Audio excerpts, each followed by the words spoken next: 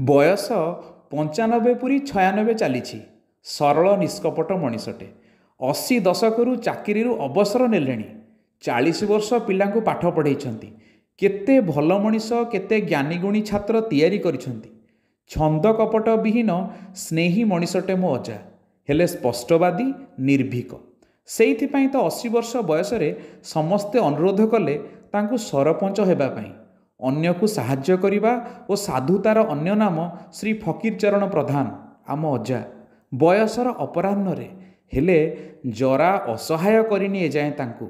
ଆଜି ବି ନିଜ କାମ ସବୁ ନିଜେ କରନ୍ତି। ପେପର ପଢ଼ନ୍ତି, ଦେଶ ବିଦେଶର ସବୁ ଖବର ରଖନ୍ତି। ସମସ୍ତଙ୍କୁ ସ୍ନେହ ଆଦର କରନ୍ତି। ମୋ ସାଙ୍ଗେ ଘଣ୍ଟା ଘଣ୍ଟା ବସି କଥା ହୁଅନ୍ତି। ଆଉ IPL ବି ଦେଖନ୍ତି ଟିଭି ଆଗରେ ବସି।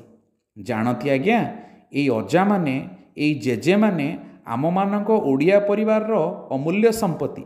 ସେଇମାନେ ହିଁ ପରିବାରର ମୁରବୀ, ପରିବାର ମନ୍ଦିରର ଭଗବାନ ସେମାନେ।